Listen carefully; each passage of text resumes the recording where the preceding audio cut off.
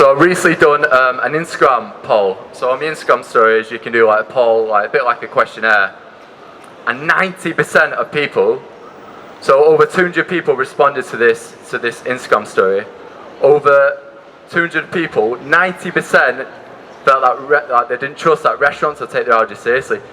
And this really shocked me. And like 90% is such a massive number, and it just goes to show that more needs to be done from restaurants' point of view to make sure that when they do serve these food allergy sufferers, that they do make sure that they make them aware that they are taking their allergy seriously. And there's a massive issue as well. Well, I say if you are eating out in a restaurant, over 59%, if they felt like they've had a good experience with that restaurant and they felt safe eating there, 59% will go to the same restaurant. And I don't know, it just like really shocks me. It just shows that there is a massive issue at the minute, and obviously, number one, they don't feel comfortable or confident to speak up about their allergy. Then, obviously, if them feeling, obviously, the restaurant's not going to take it seriously, it's just like an added anxiety onto that. So, I was quite lucky. So, when I was at university, I got the opportunity to travel around Europe. So, it was a 3-week round trip around Europe with my friends from uni. So, we went to Milan, Florence, Venice, Budapest, Prague, Croatia, Berlin. And then at the end of it, ended up living in Amsterdam for a year. And it was an amazing opportunity to travel with an allergy, but obviously the anxiety of going to all these different countries with an allergy, how I was going to communicate that message.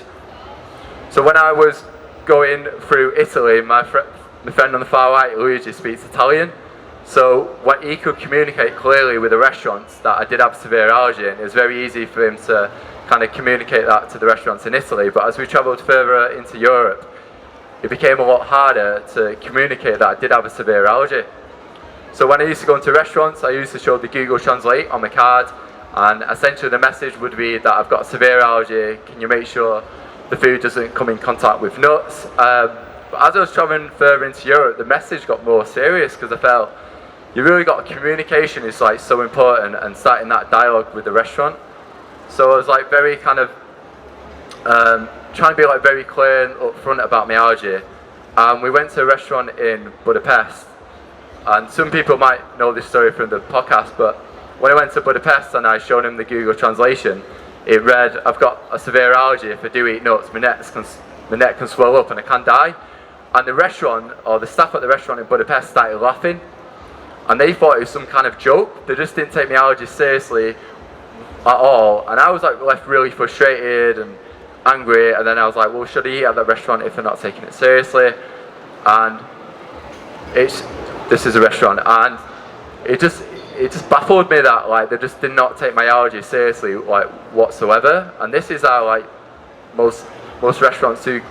Definitely when you're in abroad, they don't take it seriously. I think obviously in England, like they take it more seriously than Budapest, for example. But the really sad thing was, so I went to Budapest in 2015, or I think it was 2013, and then a year later, this story always like kind of gets me, because it's just so sad that like Amy Mayshare was in exactly the same situation as me. She was in Budapest with her friends, and she went to a restaurant and she showed them the allergy card, and she showed the allergy card more than one time, and she ordered chicken and rice. And straight away she had a severe anaphylactic shock. It was that severe, she went into anaphylactic shock. And she went into cardiac arrest because the anaphylactic shock was that serious. And she died for 6 minutes. And she come back to life. But when you go into anaphylactic shock, a lot of people don't understand that it reduces oxygen to the brain. And now she survived it, but she's like wheelchair bound now, and she can't communicate like I'm communicating with you right now. And it's just really sad that someone didn't take their allergy seriously, and this is what has happened because a restaurant didn't take someone's allergy seriously. And it's really upsetting. She was 26 years old, she was working for this morning, she had a whole life ahead of her, and because someone didn't take her allergy seriously, this is what has happened. And this story like really kind of really hit a nerve with me, like just because like I mean that could have been me, like could have been anyone, and unfortunately it was Amy, and they didn't take her allergy seriously, and this is the reflection of that.